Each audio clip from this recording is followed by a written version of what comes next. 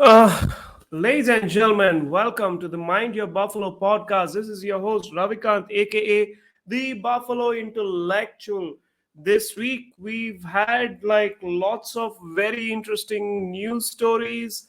A couple of episodes ago, I was talking about the absolute collapse of the education systems. Our students going into these like hostels and like coaching institutes and here and there, and like recently tragedy struck in Delhi because of water logging.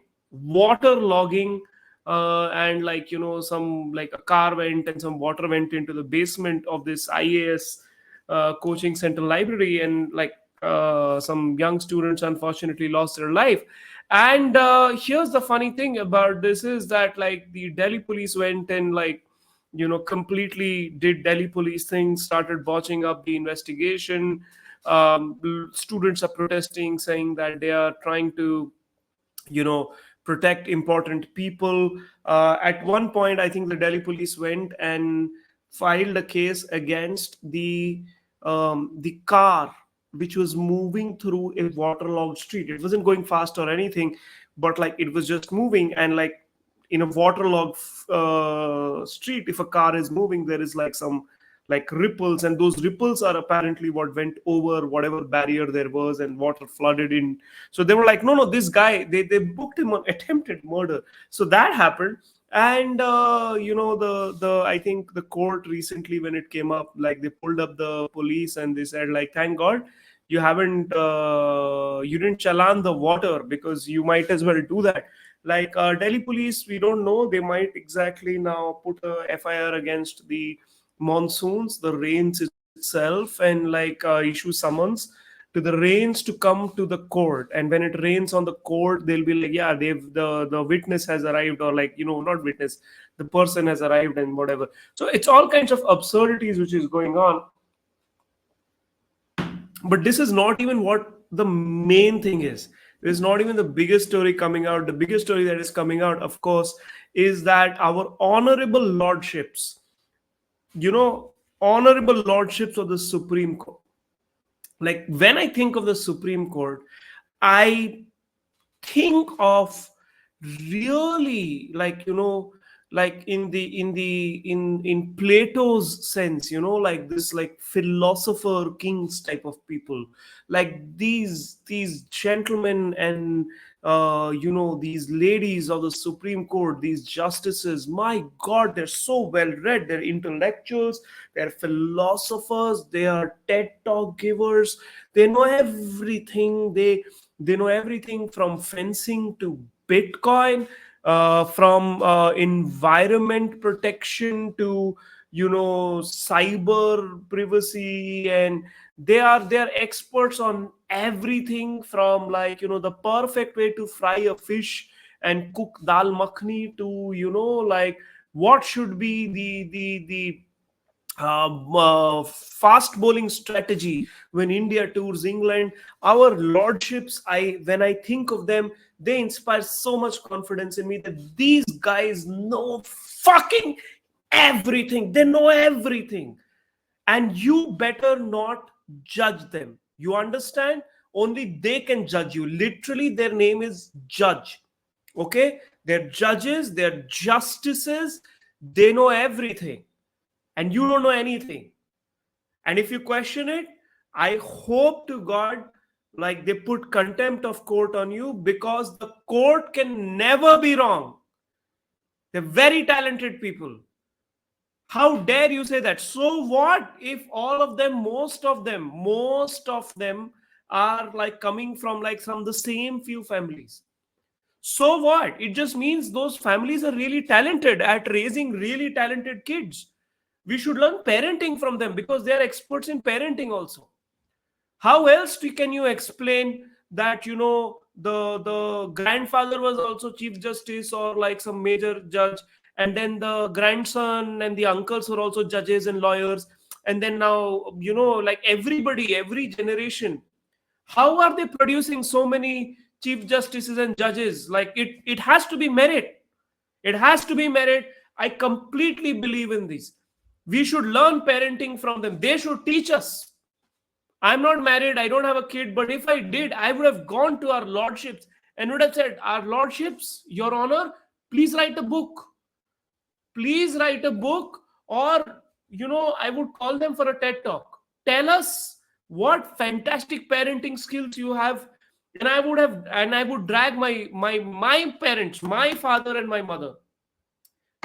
Like I'll like what a great job they did raising me. Clearly, I am not a Supreme Court advocate, lawyer, and definitely not in line to become the next, justice in the Supreme Court, much less the Chief Justice. Like, my parents fucked it up. They're bad parents. They didn't raise me well. They should learn from our lordships. How is it that you look at our current Chief Justice? His father was also Chief Justice. His son is also, like, a very renowned lawyer, already writing books, and many are predicting will end up becoming a Chief Justice himself one day. There must be some merit there. There must be some talent. All of these great justices, Satish Chandra Sarma, Manoj Mishra, you go and check, like, either their parents are like, Pankaj Mittal, either their parents, like, father is like some great academic, some, like, running universities, or lawyers themselves and civil servants. How much talent does a family need to have? Truly, I understand now. My untalented, mediocre dimag can't even understand just how much merit these people have. Generation after generation, by God, कैसे produce कर रहे हैं लोग talent. हमारे यहाँ पर कोई PhD नहीं कर पा रहा. हमारे यहाँ पर कोई एक नौकरी नहीं पकड़ पा रहा 30,000 40,000 रुपीज की, और इनके फैमिली में ऐसे ऐसे निकल रहे वाइस चांसलर, एडवोकेट, जज. Slow clap. Those who are listening to this podcast, like, they can just hear the sound of the slow clap. You're not able to see me salute. I'm saluting these lordships. So much talent they have. They're gods. They are absolute gods. And whatever they decide, we must follow. And I'm glad that there is a provision कि if you question our courts, they can put a case on you in contempt of court. समझते हो contempt क्या है? Contempt of court. I am a teacher. I can go to class, and if someone does badtamizi, someone does disrespectful behavior in my class, I can't put contempt of professor, contempt of classroom. I can't do that. I can just say, get out of my class.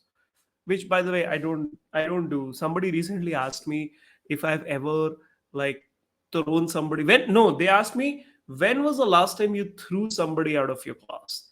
And I've been teaching almost 9 years, and I was like thinking, I'm sure I have done it at some point, but I really can't remember. I'm almost certain, right? But anyways, that's a digression. That's not the point. The point is, ki, if someone did badtamizi in my class and was very disrespectful, I can't say contempt of classroom. I can't put a case on them. I can't fine them. I can't send them to prison. Now some lawyer person will come and say, oh, even, like, you get my point. All I can say is get out of class or something like that. I'll whatever, take disciplinary action. Go talk to the principal or dean or whoever. That's what I can do. But courts, these lordships, if you disrespect them, if you go on Twitter and social media and say something nasty, if you write an article in the newspaper, these lordships, they're great genius. How dare our small mortal lives question them? And I'm glad, therefore, that unlike jobs like mine, like teachers and things like that, that there is a provision to save, the sanctity of their office and talent. कि तुम ना इनका question भी अगर करोगे ना, तो तुम्हारे ऊपर केस मारा जाएगा, गजब वाला. I like that. I want to see more contempt of court cases in this country. रोज मारो, रोज सुबह उठो और 4 कंटेम्प्ट कोर्ट केस आपका न्यूज पढ़ रहे हो. रोज उठो, हर घंटे ऐसे 10-10 स्टोरी आ जाना चाहिए न्यूज में। ANI news flash, contempt of court against Dhruv Rathee, या बाफेलो इंटेलेक्चुअल। वैसे I am sorry to have said those two names in that order, like I don't know why I said Dhruv Rathi and then I immediately put my name in it. That dude, like, उसका अलग ही कुछ चल रहा है। वो एक और है लेवल पे, बट ठीक है, वो अपना कुछ कर रहा है, वो अपनी जिंदगी जी रहा है, good for him, right. I am neutral towards Dhruv Rathi. He's good, he's bad, I don't care, as long as Dhruv Rathi doesn't question our Supreme Court judges, because nobody should question them. ये क्या है, कुछ भी एक BJP के against decision दिया तो BJP वाले आ जाते हैं उनको गाली देने, और अगर प्रो बीजेपी कुछ डिसीजन दिया तो फिर ये ऑपोजिशन वाले आ जाते हैं उनको गाली। ये नहीं चलेगा। Listen, you don't understand, our जजेस, दे आर अबव पॉलिटिक्स, ठीक है, वो ऊपर उठ चुके हैं, they have transcended, they are beyond politics, they are beyond this world, they are beyond this society, they are beyond class, they are beyond race, gender, sexuality. Our lordships are beyond caste. Caste भी नहीं समझता उनको ना। ये ऐसे मेरे जैसे फालतू अम्बेडकराइट ऐसे जाके ट्विटर पे लिखने लग जाते हैं, ओ देखो, they are all Brahmin and they are all caste. छी, I am ashamed of myself, truly. How have I questioned them? Our lordships, all their talents, Trivedi, Mishra, Sharma, Mittal, caste के ऊपर है ये। उठो, मैं नहीं उठ पा रहा उससे, that's a problem, it's not their problem,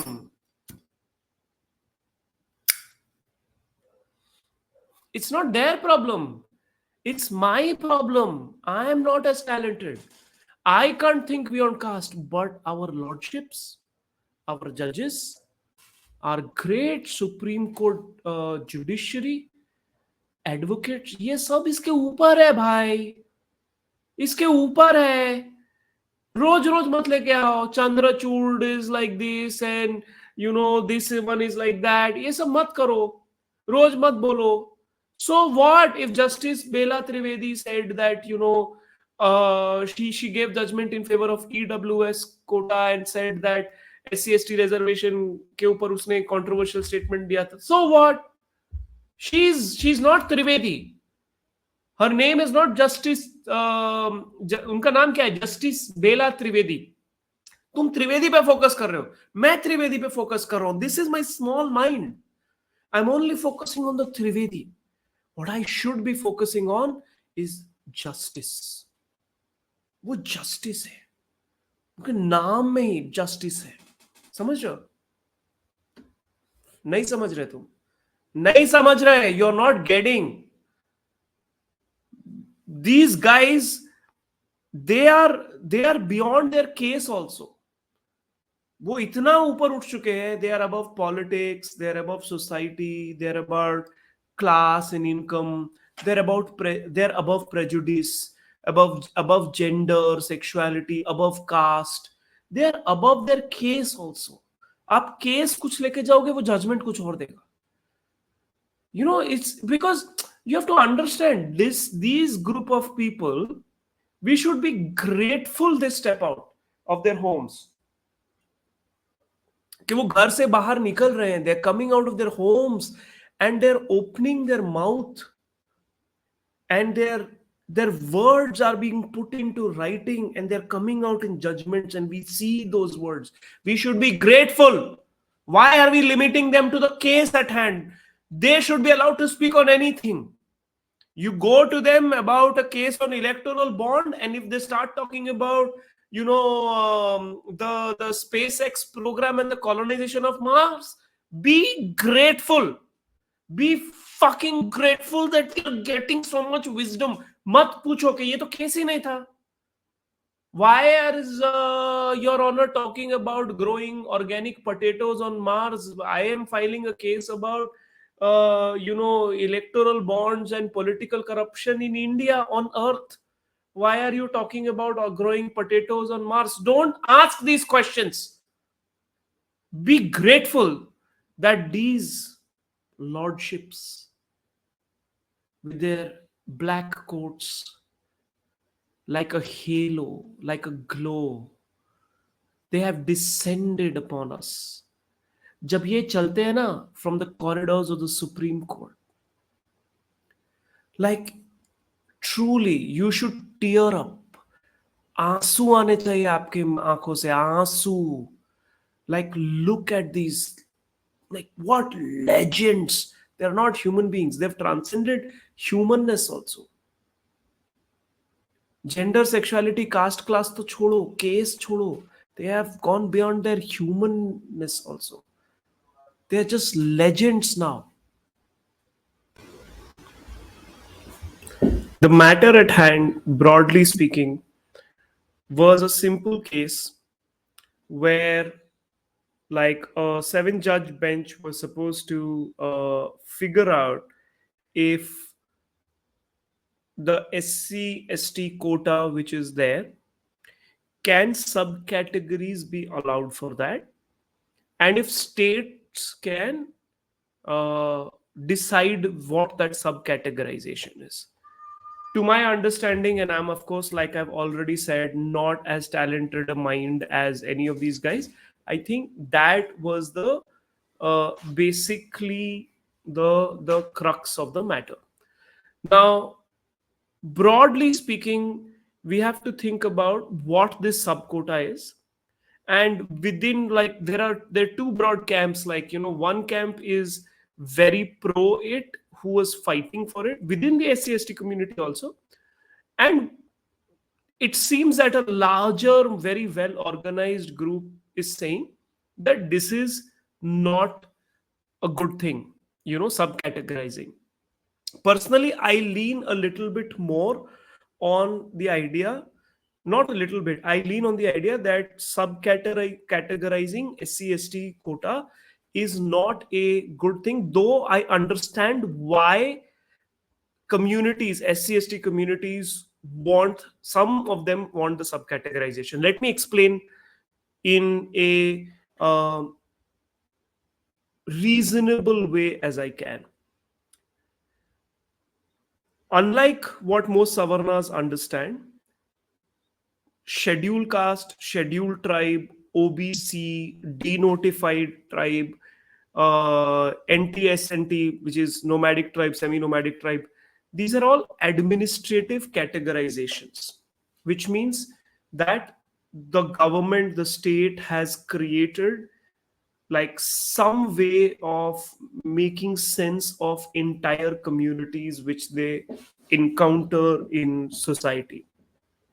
So they've lumped us all into some groups. The grouping has some logic in it, but the idea behind any grouping, you go out in society and you take like 5 or 7 or 8 different castes and you try to put them in one group, there will be some differentiation. So the communities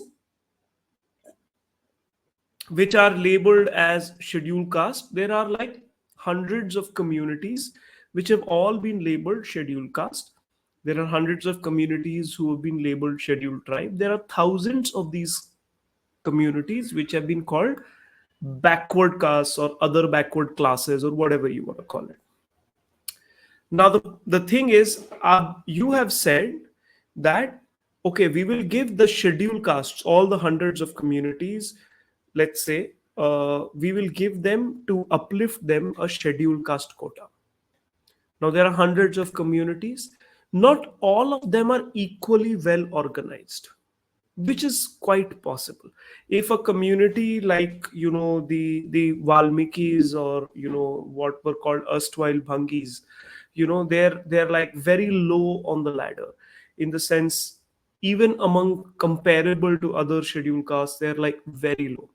Similarly, in tribes, in OBCs also, you will find communities who are like much below, right? So like a Nishad or uh, Nonia or something like that, would be much more deprived than, let's say, a Yadav within OBCs. Okay, uh, so you have these relative advantages and disadvantages to begin with. As Baba Sahib said, caste is graded inequality.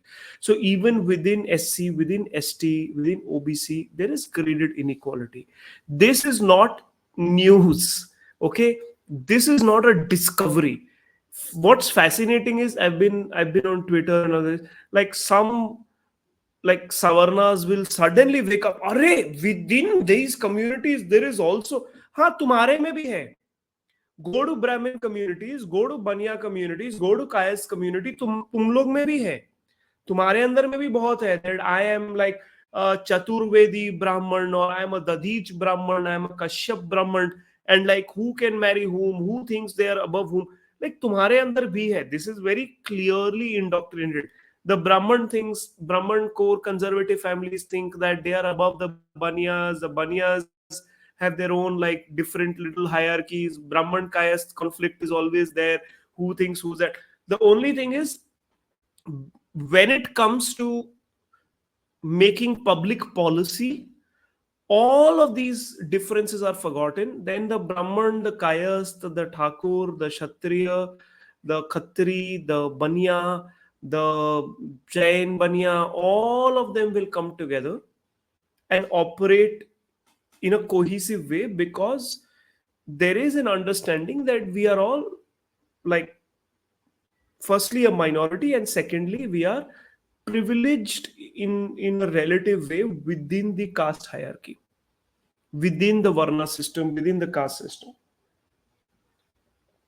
तो सब categories and like, वो तो ब्राह्मण बनिया में भी है. There are ब्राह्मण communities who have been listed in OBC. There are Banya communities in certain states. Like you go to Bihar, there are certain Banya communities which have also been listed in OBC.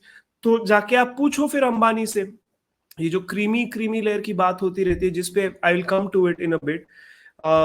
You know, like so we should take money from Ambani, Adani. These are all Banyas, and then why are Banyas in Bihar OBC? We should take some of these opportunities, redistribute that, right? So relative deprivation is a social fact within administrative categories. So now some castes, some scheduled castes, like, you know, in Telangana, they're the Madigas, Malas, there are all of these different groups. You go to Tamil Nadu, the Arundhatiyars, Valmikis in North India. There are all these attempts, Mazhabi Sikhs in Punjab, um, Ramdasias, like my mother comes from that community.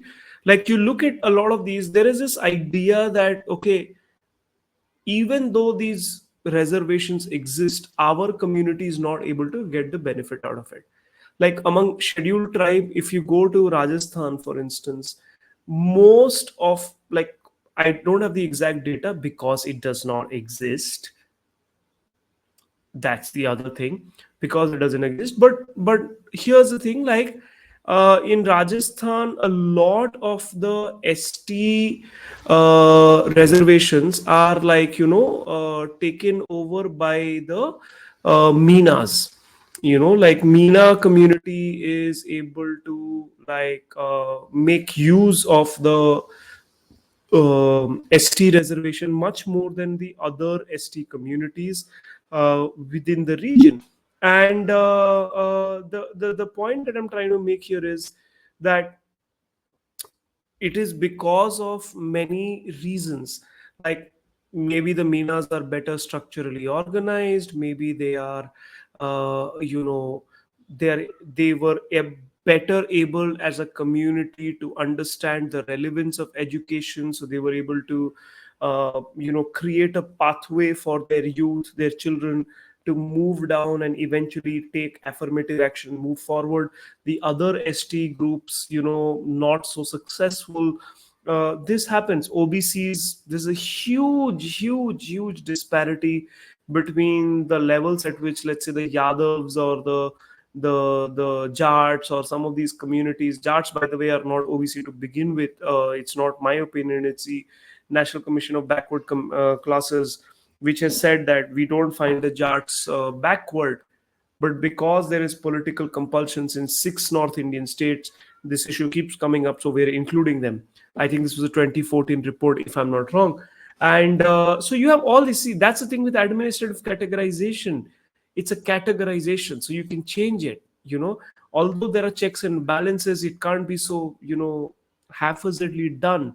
But there are all of these things like there's a long-standing demand by some of these OBC communities in Uttar Pradesh uh, who want to be labeled as scheduled caste, and like different parties, including BJP, have promised them, because it's just changing of list, and it matters greatly because my father is OBC, and I've said this before at some point. I remember, I don't know where it was. Like my father is OBC, but our village is like 33 kilometers from the border of Himachal, as per Google Map, 33 or 40 or something like that.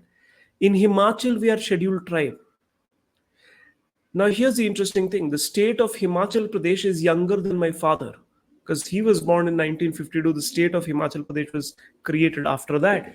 And the entire territory where we are located used to be in like the extended region of the hilly kingdom of Bilaspur, if I'm not mistaken, which was not a British, which was a princely state. So, like, it's very difficult. Like, you cross from here to here, and like 40 kilometers is the difference between you being accessing the ST quota or accessing the OBC quota. So some of these lines are arbitrary. There are many of these communities like mine where you are OBC in one state, DNT in another state, scheduled caste in another state, because that's how categories work. It's a categorization. It doesn't, like, it category experience of caste and actual lived experience of caste are two different things. This is what people need to understand, and this is important because later, as I will explain, there is a whole argument of, oh, you are now IAS officer, so you should. It has nothing to do with it. The social experience of caste is very, very different from a lot of these other things. So the whole point of subquota is that if you go to Bihar, like, there are chamars in Bihar who are well organized. There are Paswans. There are, all of these different communities. But there are also this community called the Musahars, who are considered among even the Dalit community of Chhattisgarh the lowest of lowest. So I think Nitish Kumar has now politicians are very interesting. They try to create a constituency by giving some social benefit. India, I have explained this before, is an is a nation of political scarcity. Everything is just so scarce. If 1000 rupees is required to sort of solve the problem, you have only 5 rupees in your pocket, so you try to maximize how much you can do with the 5 rupees. So everything depends about, I gave you 50 paise, so you give me this. I have given you 1 rupee, and I know you need 500 rupees, but I'm giving you 1 rupee because I have only 5 rupees. So if you make me more powerful, next time I'll give you 10 rupees, next time I'll give you 50 rupees. So it's a constant bargaining that is constantly going on. So the politicians try to create these constituencies. So Nitish created this term called Mahadalit and tried to say, okay, out of the, let's say if 10 seats are reserved hypothetically for scheduled castes in Bihar, we will make sure that at least 3 of those 10 go to the Mahadalits because they're really deprived. And nobody is contesting that they're really deprived, right? So the idea is that relatively they should be able to, get more representation. This is not in contestation. Some castes across India feel that in the Dalit consciousness or Ambedkarite consciousness, they have not really benefited, right? So, Mahars are really kind of strong in Maharashtra, Chamars in North India. I am not a scheduled caste. I don't want to get into it, but this is a perception. Some people agree with it, some people disagree with it. People have their opinions, and they can have their opinions, they can have their differences. That's not the point is, so if you are coming from a community which is not one of these better organized scheduled caste or scheduled tribe communities, let's say you're a non Meena scheduled tribe in Rajasthan, Haryana, one of these places, you will say, you know what, Meenas are getting, like, if there are 10 seats, 8 are taken away by Meenas. Limit them to only 4. Make a ruling that if there are 10 openings, 6 seats among scheduled tribe will go to these communities which have barely been represented, right? So that way you're kind of, forcing some, or like make forcefully making space for some ST or SC, or can even work with OBC, because there is a Rohini commission which is trying to do this with OBCs, that you're trying to create a space that these communities also come forward. So that's the argument in favor of sub quotas, that you create a quota within a quota, that if there is a scheduled caste quota, within that scheduled caste quota there is a sub quota. Okay, this will be for Arundhatiyars or Valmikis or something like that. Okay, so in principle there is that. Now what is the opposing argument for this? The opposing argument for this is, this articulation does not take into account the fact that if there are 10 seats for scheduled caste, they never fill 10 seats of scheduled caste. If there are 10 seats for scheduled caste, scheduled tribe, or OBC, maybe only 4 will get filled. Out of those 4 or 3 seats which will get filled, honi chahiye 10, should be 10 hirings, but they will do only 3 or 4. And in those 3 or 4, 2 or 3 of those will be Minas or one of these dominant, not dominant, I don't want to use the word dominant, better mobilized.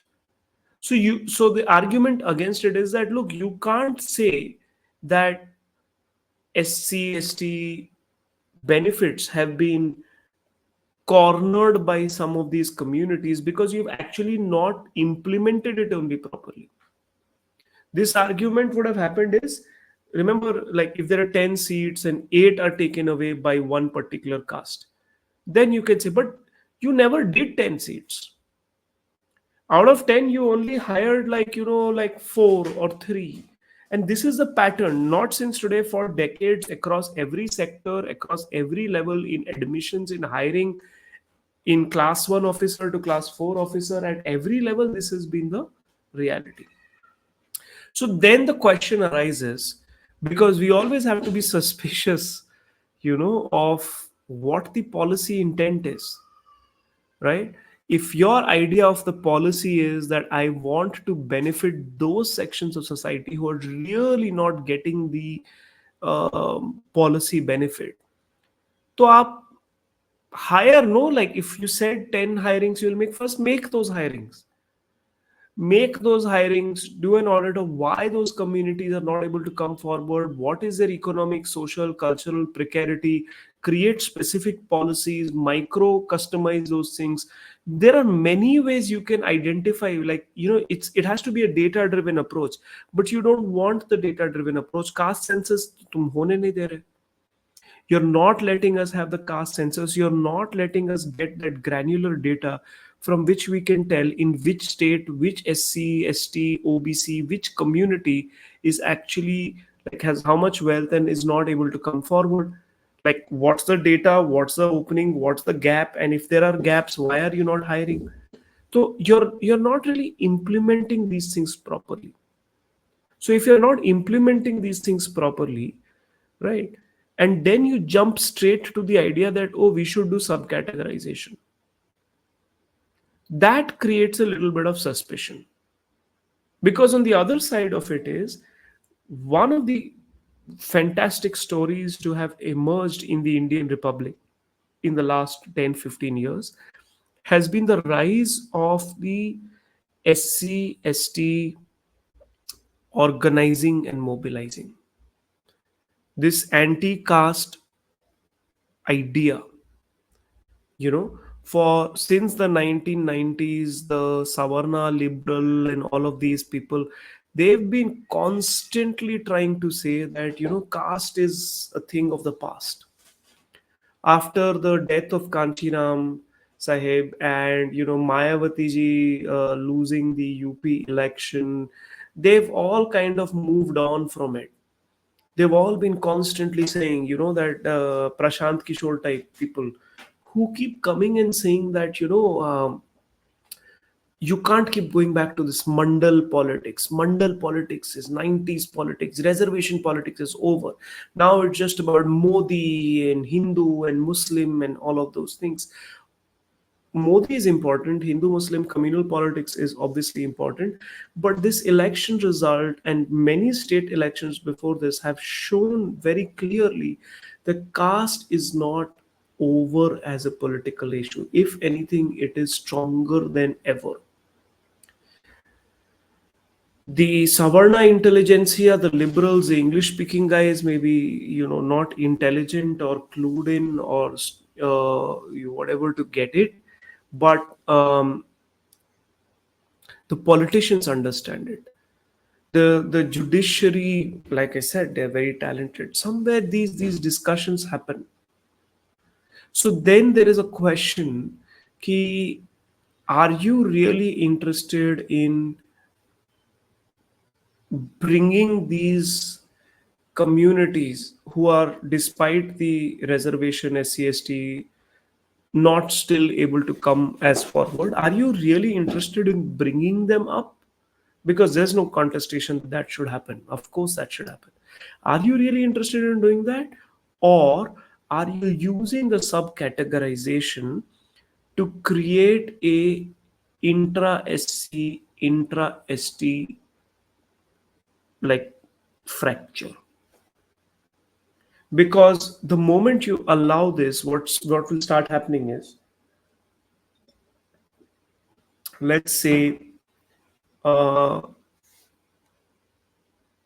in let's say in a state like Maharashtra, there's the Mahars, there's the Mangs, and you let's say try to suggest, and I have again no data for it. I'm just like giving example. I can do this with community A and B also, but let's just say that Mahars and Mangs, Matangs jo bhi hai are there, and you're saying okay, Mahars are able to get, like, they are more, they're better organized, there's more politically conscious, strong Ambedkarite and Buddhist core within the community, and education and the value of it very deeply organized grassroots level tak. So if there are 10 such openings, we have to make sure, like 40% is reserved for Matang community because they are not able to get these seats. What will immediately now happen is, or at least is a possibility of happening, I'm choosing my words very carefully. Now, Mahars might say, no, but why are you doing this? Our kids are working very hard. You're telling us first they were fighting for 10 seats, now they will only get access to 6 seats. And then Mang community can turn around and say, but you don't want our kids to come forward about, our kids also deserve a space, right? So we need this 4 space, 4 out of 10, because if they don't pick this, your kids will take away all the seats, right? So now you have put up a clash between these two communities, right? So there is that suspicion. Okay, are you trying to break this Dalit consciousness, this Ambedkarite consciousness? Because it is a consciousness which has undeniably arisen in the last 10, 15 years in a major political way, to the point that now you have to centralize the icon of Baba Sahib Ambedkar. You have to kind of talk a certain way about caste. You can't, like all these social media trolls can keep talking, crying, like absolutely ill informed. Like it's painful how dumb these trolls are. like I sometimes feel that they're just doing it for trolling, but I actually ये लोग बहुत बेवकूफ लोग हैं. It's गधे जैसे लोग हैं. वो कुछ भी आके बोलेगा, ओ it shouldn't be caste, it should be class. मतलब तुमको पता ही नहीं है यार. Go back to your school, ask for a fee refund. कुछ नहीं सीखा तुम लाइफ में, राइट? ना कुछ देखा है, ना कुछ सीखा, सच्ची नहीं समझ में. मतलब it is not even an argument that can be made. But these, like, Twitter handles like these, no, it should be class, it should be income based. Oh, general category people are suffering. There is no merit. My god, these are such bogus arguments that I don't even want to get into it. Truly, I don't want to get into it. मतलब हर एक level पे these arguments have been answered. Anybody who still does this, and I'm sure when I put this podcast out YouTube पे नीचे आके कोई comment करेगा, ओ but भाई, तुम अकलमंद हो. I am stupid. मैं तो शुरू ही किया एपिसोड बोल के आई एम वेरी डम. तुम ही अकलमंद हो, okay? But it's truly like heartbreakingly stupid how some of these points that they make, because it means that तुम actually में गधे हो. तुम actually, and I like donkeys, so I don't want to use the word gadha as a slur, but like तुम actually में you don't understand anything, right? You're just showcasing how painfully stupid you are, how absolutely without social context you live your life, right? मतलब within your own immediate context, you think you go to a few Reddit forums or follow something, so you're very intelligent. It pains me. It pains me to see how moronic you are. मतलब दर्द होता है मेरे को. मतलब घुटन मेरे को हो रही है कि तुम इतने बेवकूफ हो. Like, it's cringe how stupid that is, and how confidently stupid that is. So I'm not even going into the Savarna arguments against it. I'm coming back to the subquota argument. To summarize, the pro argument is that some communities have gotten left behind because of relative inequality. They need to be brought forward. That part of the argument nobody is contesting. Yes, they should be brought forward. But it is, while saying this, while this being true, it is also suspicious that you're trying to solve the problem of some communities, SC/ST communities, which have relatively not benefited so much. You're trying to solve that problem by straight away suggesting subcategorization, by not talking about not implementing reservations properly, by not talking about safeguards, by none of these things. You jump straight to subcategorization, because then it appears your interest is more in breaking this pan Indian, across hundreds of communities, this collective consciousness of a anti-caste identity, or this tribal identity. You're trying to break that. That creates that suspicion. So that's why there is a thing. And then this suspicion is even more intensified, because then they start talking about creamy layer,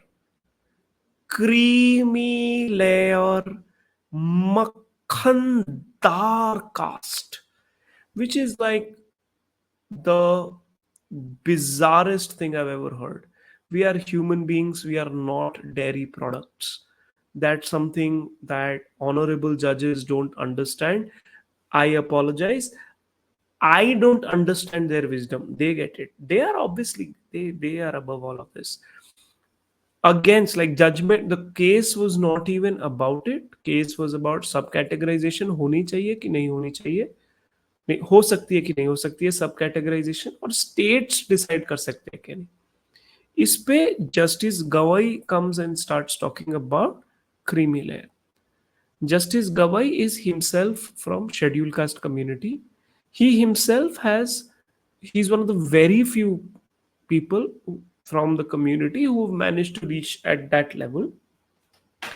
A few months ago, in a talk, if I'm not wrong, in the US, he gave a statement that I would have never been able to become a Supreme Court, justice. I may be said or wrong, but I think he made this exact statement. I would have never been able to reach this point in my life if there was no reservation. यही आदमी वापस India में आते हैं. He sits on this bench with Sharma, Mishra, Trivedi, and all of these people, and starts talking about how that there is a creamy layer among scheduled caste and scheduled tribe, and they should also be barred. This was not under the case, but like I said, our judges are very talented. They are Our justices are very meritorious. So it doesn't matter what case you've taken to them, they will with this peak boomer confidence, they will start talking about everything. If you've ever gone to your neighbor, like housing colony uncle, आप जाके ही उनसे पूछो कि uncle, like let's say you're waiting for something and you're saying, uncle यहाँ पर बस आई थी कि नहीं, he will start talking about, Jasprit Bumrah's outswing bowling. He will start talking about Elon Musk's truck, Tesla truck. And you're like, uncle, I just asked whether the bus came or not. Uncle is not concerned. Uncle will talk about, deep sea diving, and the effects of dolphin cries on, rapid eye movement, REM sleep. Something he will do, right? So our judges are like that. So this idea of the creamy layer itself, we need to understand where this comes from. Understand this creamy layer has no constitutional basis. When I say that, what I mean by that is the idea of affirmative action, okay, जिससे reservation निकल रहा है, is for representation. And I'm telling you this slowly, and I can assure you, if you listen to the if you are actually listening to the whole podcast and you reach this point, we are at the 45th 46 minute mark, whatever, I can promise you, just go to the YouTube comments of this podcast. इसके नीचे कम से कम like 2-4 comment तो आ ही जाएंगे. 2-3 comments will come and say, oh, you want, it should be on income, real poor people should be brought forward, things like that they will come and say. And it's almost like I am saying this and they are nothing is going inside their ear. Okay, so I have stopped trying to explain this or reason this or rationalize this with a certain section of Savarna people who just don't want to understand it. For those who are reasonable, they get it. By now, everyone जिनको समझना था वो समझ चुके हैं, चाहे वो upper caste Savarna हो, चाहे वो SC ST OBC हो, जो भी है. People who wanted to understand it, this has been so much talked about in the last 5 years in social media everywhere, that if you actually were a sensible, rational person who was trying to in good faith understand what was going on, you would have understood it. So I don't need to now tell you anything new, but let me just try and refresh this. Affirmative action in reservation SC ST quota was supposed to be for representation. The logic is that these communities also need a stakeholdership within the state. People from these communities need to come forward and be brought forward, because they naturally can't come back on their own. You can't have 2000 years of a caste system where you forbid a people, entire groups of people, from education and any form of social mobility, and then you suddenly says, okay, now all those rules are off, please come forward. It doesn't happen. You have to create some pathway, you have to create some structure, you have to create some enabling mechanism. So those enabling mechanisms are reservation. So these communities have to be brought forward so that people from these community can become judges, teachers, working professionals. And one generation is nothing, it is nothing. You bring them in till they somewhat, the composition of these institutions where we are trying to bring them in start mirroring the social percentage, the social strength of these communities. So for instance, if uh, SC/ST, 16 18 16 plus 8 जो भी है, like, till you reach a point when you go into an organization, go into a university, go into a court, and you see almost 24-23% people employed there come from these communities, then you're like, okay, now it has worked. Okay, but that has never happened in this country. Like I have said in this episode, if there were 10 openings, they would only hire 2 3 4 people, and they would use the most dreaded words for any SC/ST OBC person, which is NFS. Let me put it on the board.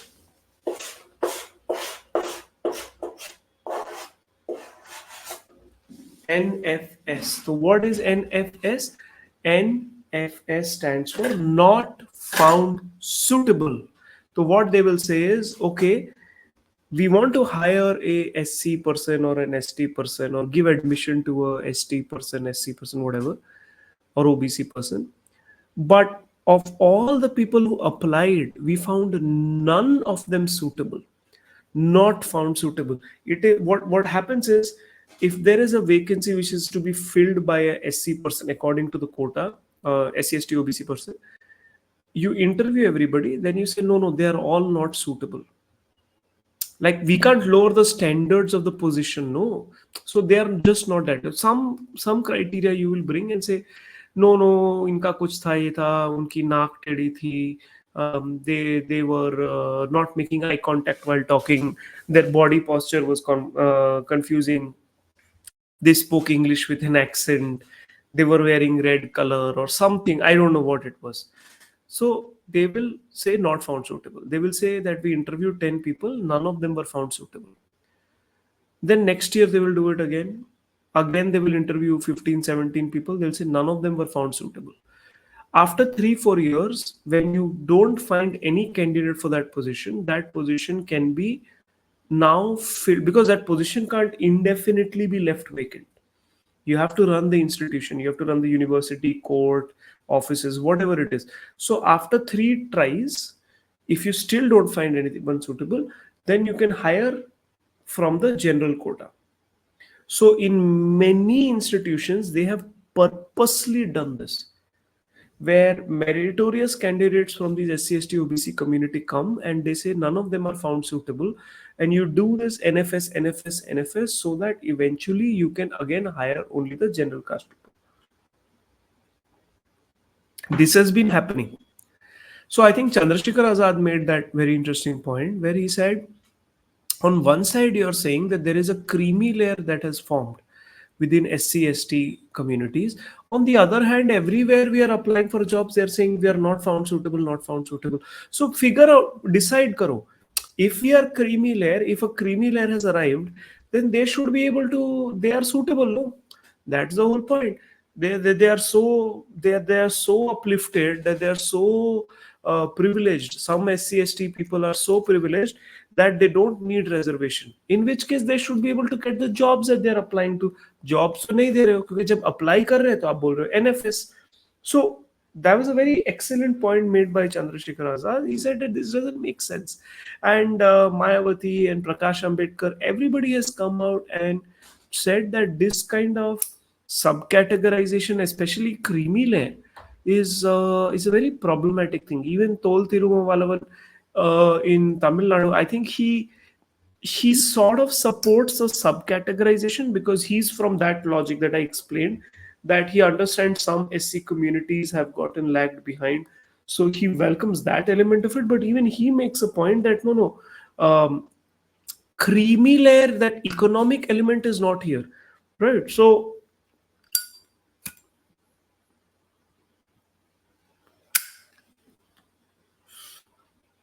As a teacher, I often get asked when I go to class, my students will be like, but sir, isn't it important that poor people, because see, here's a problem. This is a Savarna problem.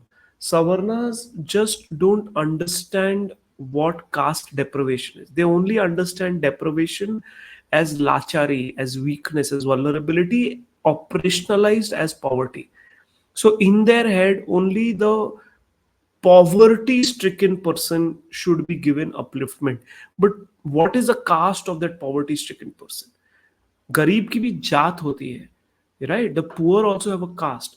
तो उसकी जात पूछो ना. There's a very high correlation between extreme poverty and caste marginalized communities. There's a very high correlation between that.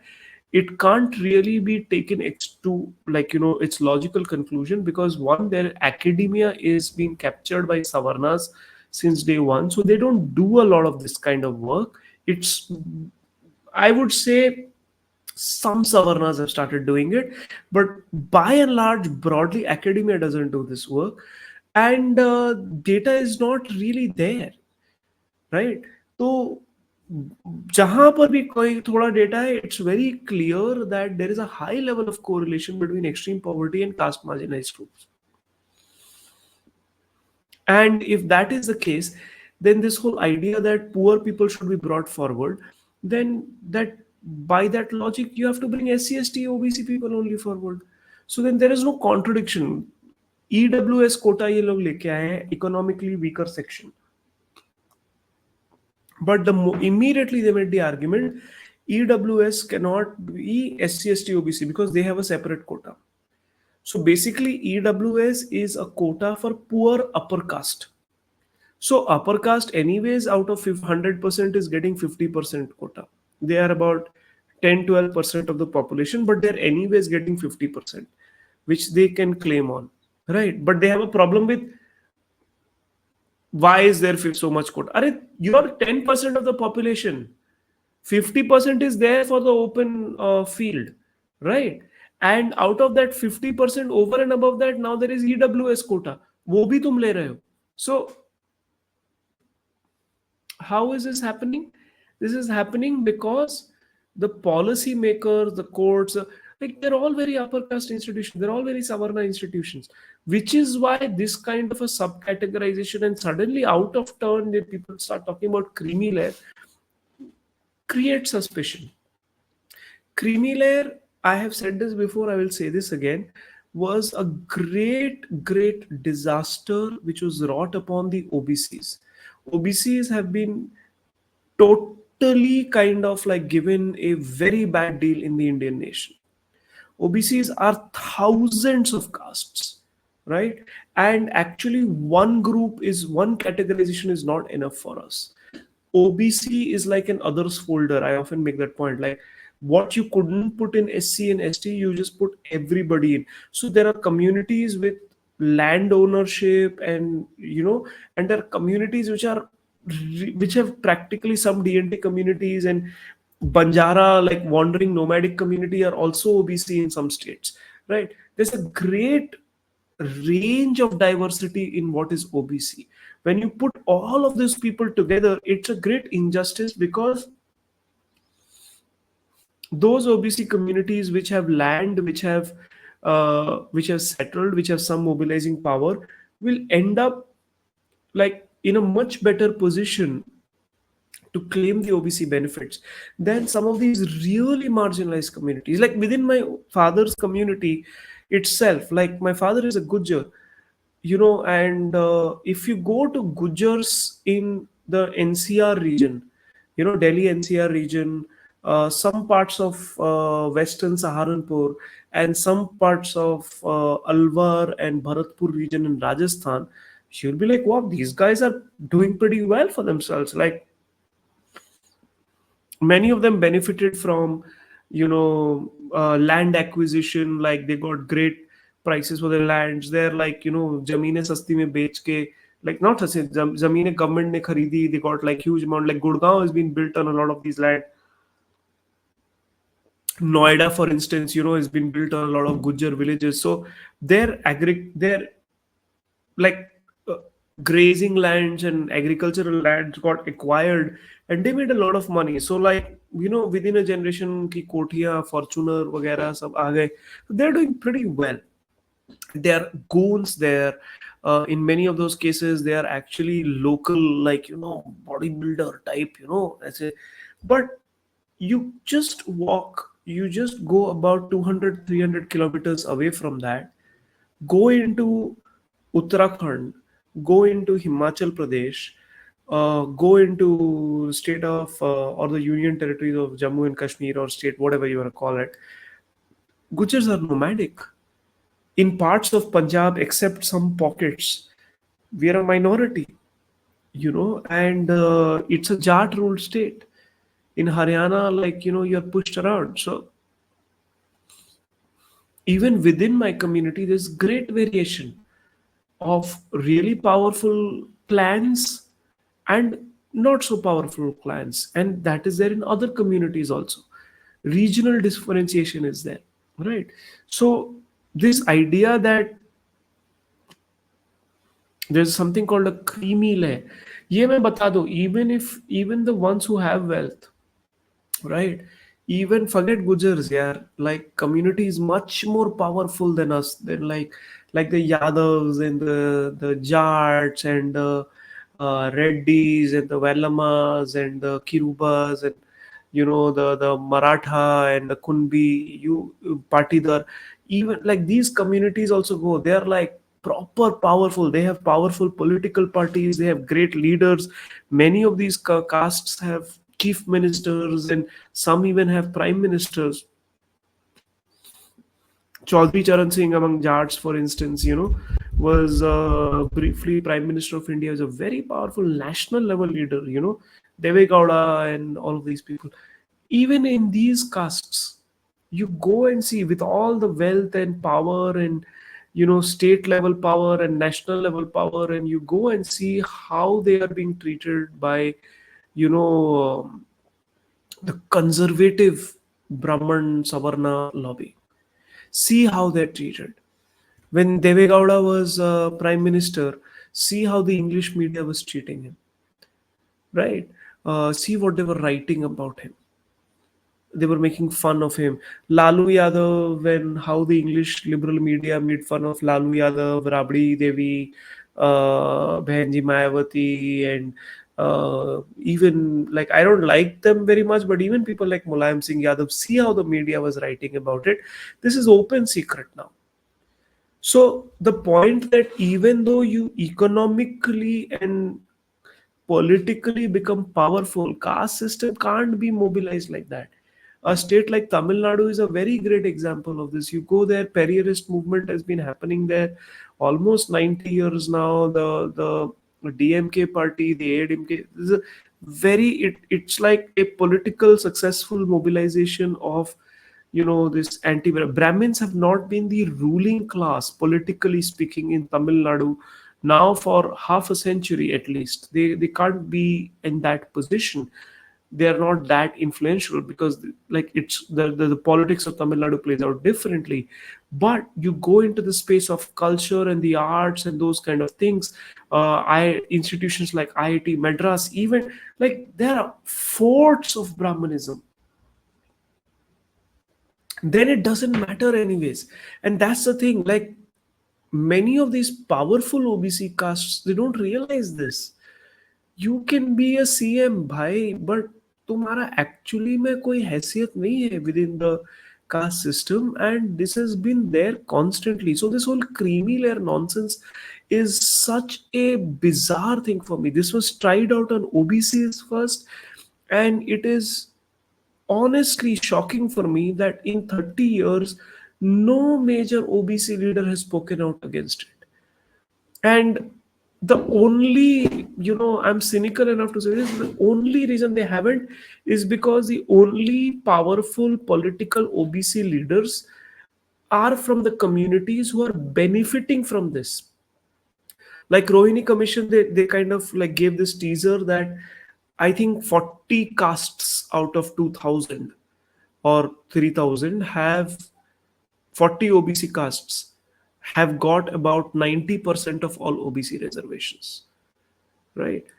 So what does that mean? Like, if you look at which are these 40-50 castes which are getting all the reservations, like OBC reservation may even, let's say they're supposed to hire 10 people in OBC, they will hire 4 or 5. All of those 5 positions are going to these same 40-50 castes. There are thousands of castes who have never got a representation. So who are these 40-50 castes? If you go look at it, it will be the Yadav, the Jat, the Reddy. So इन्हीं के politician है ना, it's their politician only. So not a single OBC politician has the intellectual honesty to challenge the creamy layer nonsense. It has kept so many of us out. And what a like I don't use the OBC certificate only. I have an OBC certificate, but OBC certificate is nothing unless it is a non-creamy layer. To non-creamy layer, I have to basically prove that my parents' income is less than 8 lakh rupees per annum. My mother has been unemployed all her life. My father has not worked, not earned money for the last 16 years.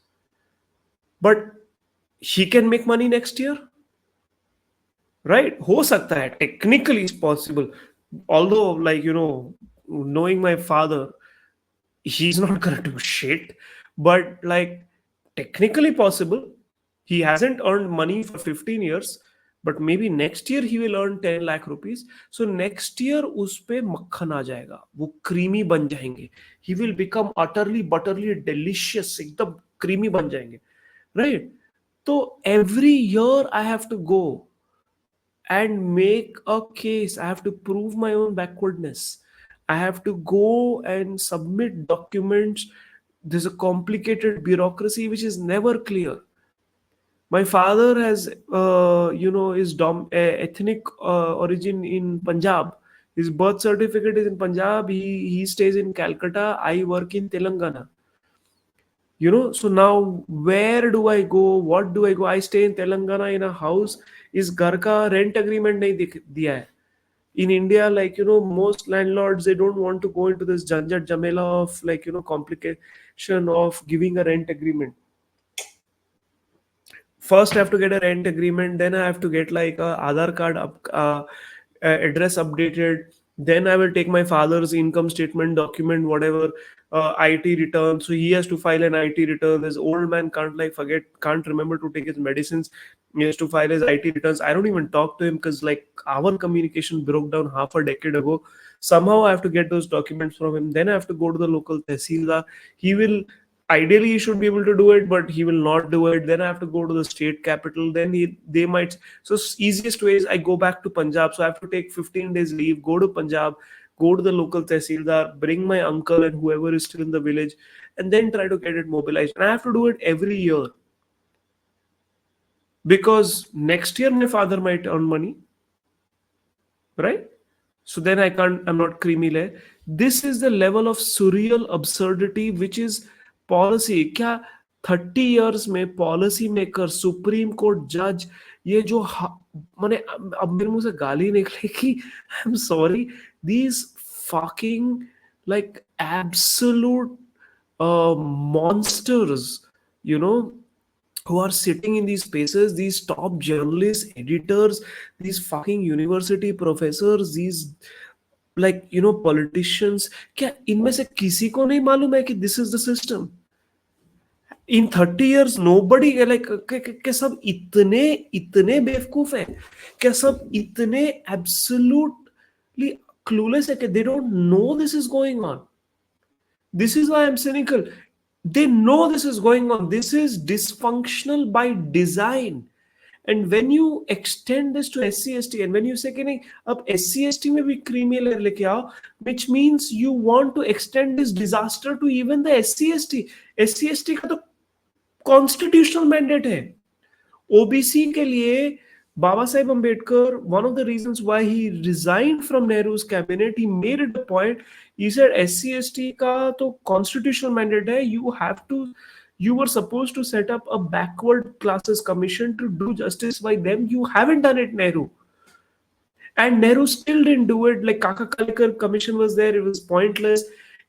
We got the Mandal Commission only when the Nehru and Nehru's daughter Indira, that family got pushed out of power in a seismic event, the whole post-emergency election. Janta government does the Mandal Commission, then Janta government falls thanks to Indira Gandhi.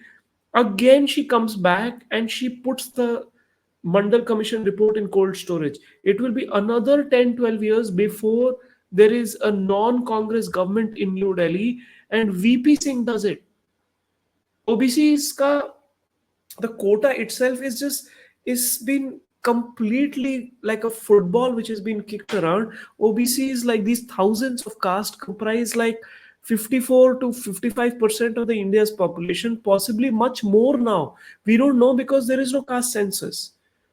You're saying that this madness that has been unleashed upon us, and these few OBC castes who have got all the benefit, who refuse to speak up on behalf of the other OBC castes, like you want to extend this madness now to the SC/ST communities.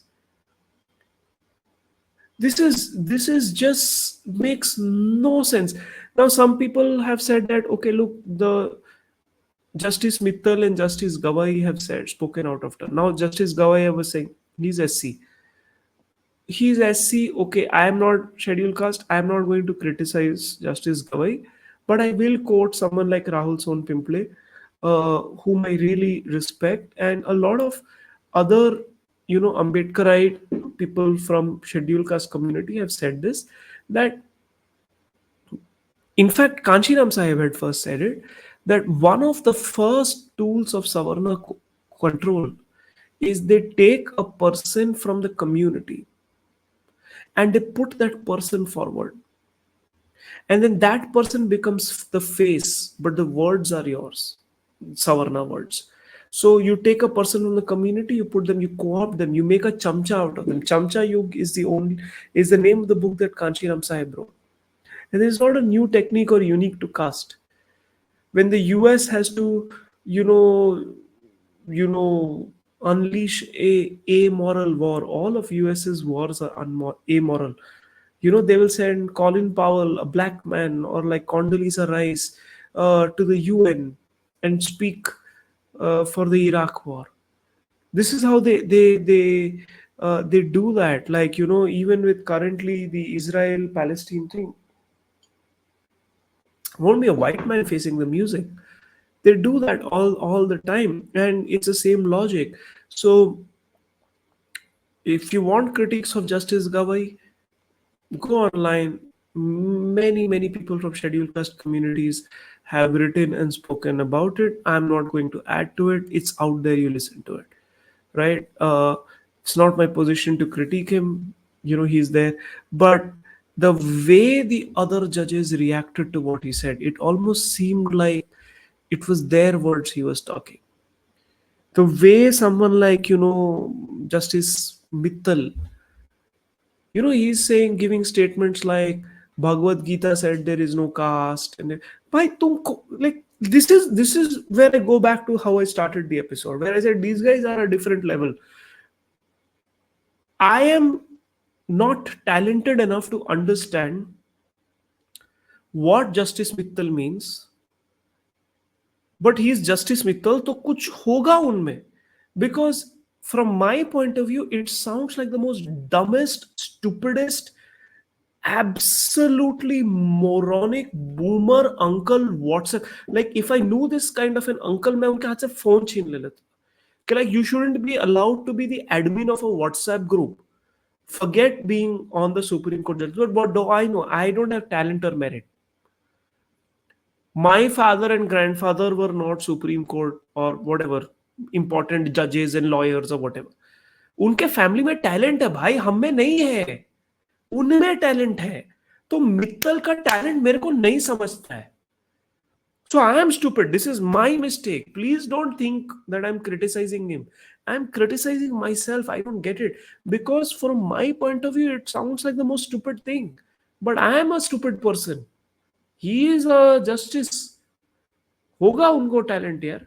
क्या बोलूं मैं इसके ऊपर अभी. This is the dumbest thing ever.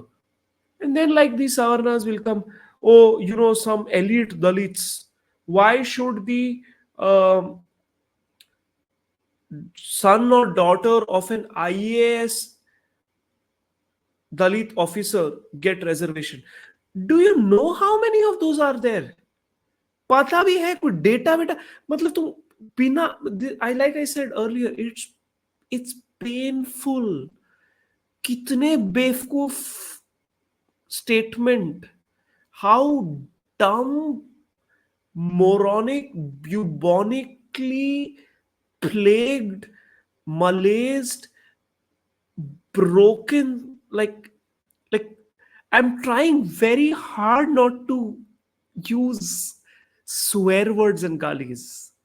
तो अगर मैं like these are absolute ghouls, these are gargoyles, these are doorknobs, these are like fungus growing on the bottom of a fridge, these are scum, algae pond, these are like, when you shit and you flush and you see those streaks of shit on the pot, like wo reh gaye hai, and it's just there that you need like some kind of a like toilet cleaner, like blue liquid to douse it and clean it. Like that is the level of ickiness that these people possess.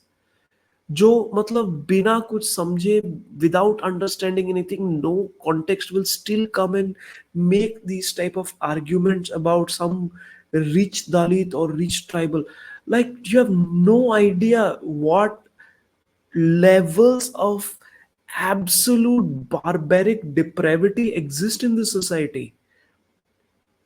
मतलब literally ऐसे लोगों को collar पकड़ के you should just drag them out of their homes, out into the street, out of the neighborhood, out of the city, out into the interior, out into the hinterland, and take them deep into those places and फेंको वहां पर. देखो ये ऐसे, this is how, these are the people you're talking against.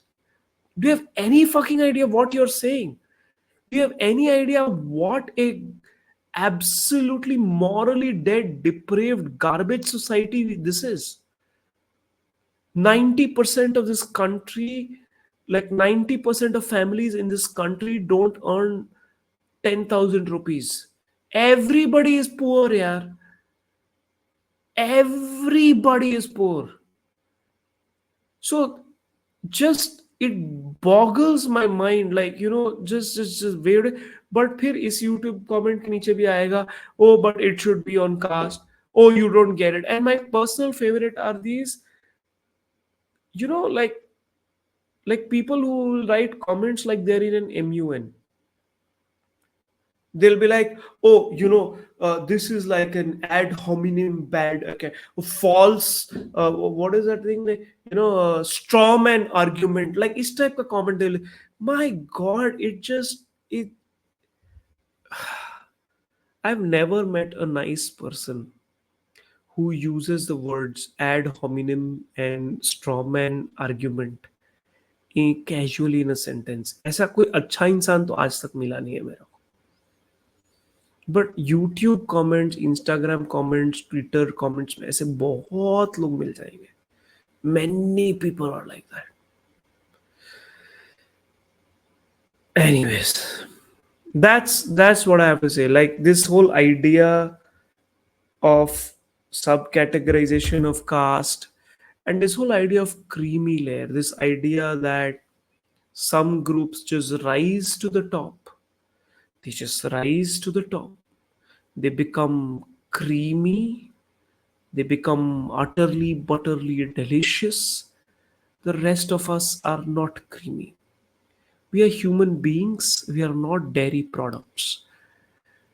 These castes, these communities have experienced the kind of humiliations and the kind of horrors that truly deserve museums of cataloging.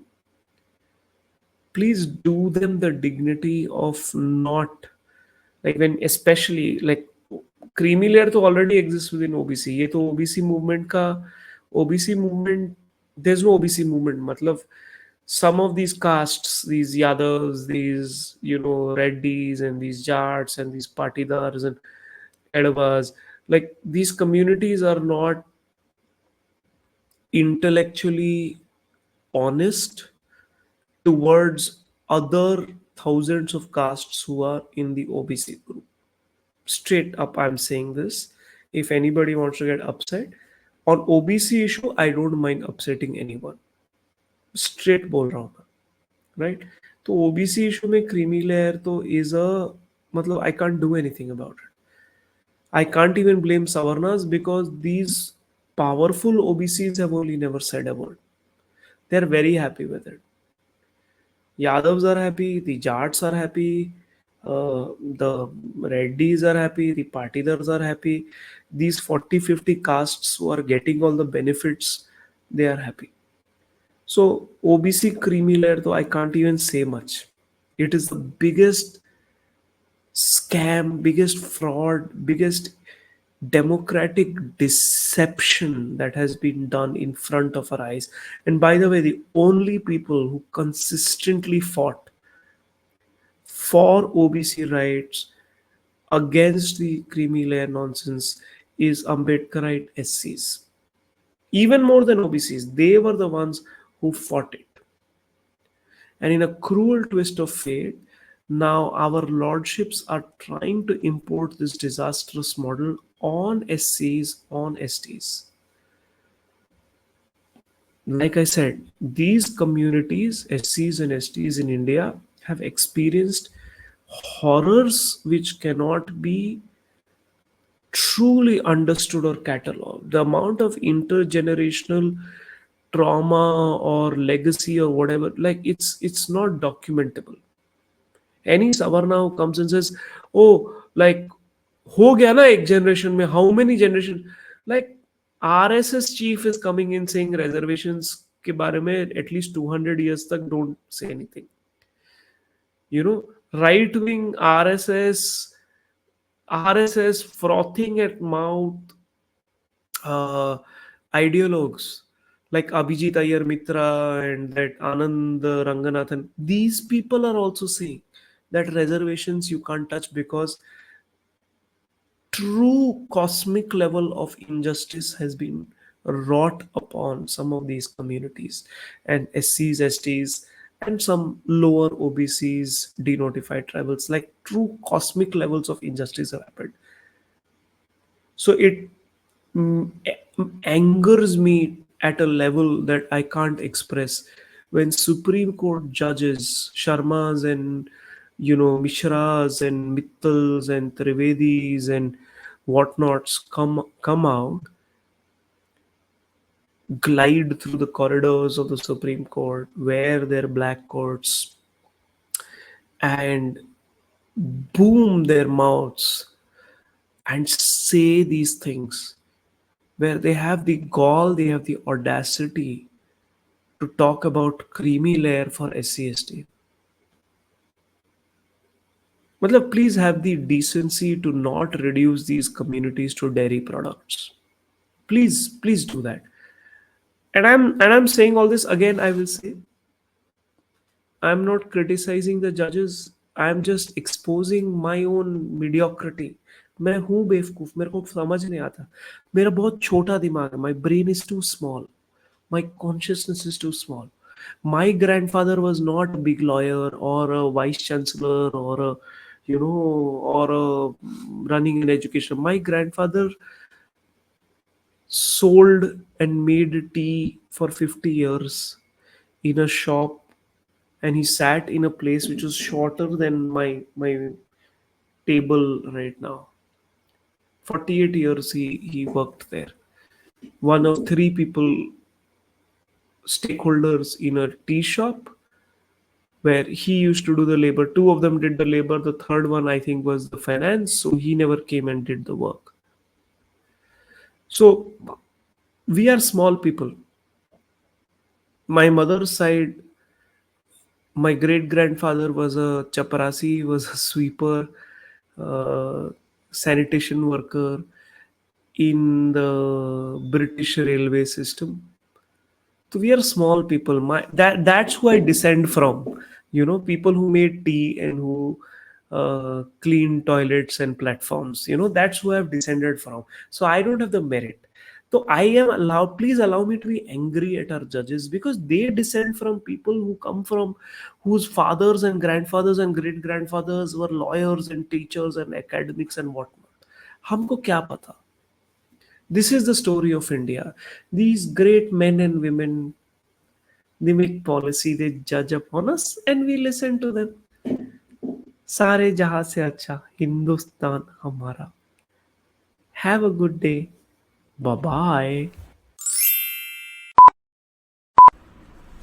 Right. If you like this episode, please consider following me on Patreon, where I do a second show, a small half an hour on the weekly news and things of that nature, the absurdities and the surreal stuff which is happening around. If you've had enough of me and if you don't want to listen to me that much, I completely understand. I can't tolerate myself. In that case, I would request you to go to buy me a coffee and please support me, or you can just keep listening to my free share. I don't mind. Thank you very much. Jai Bhim. See you all.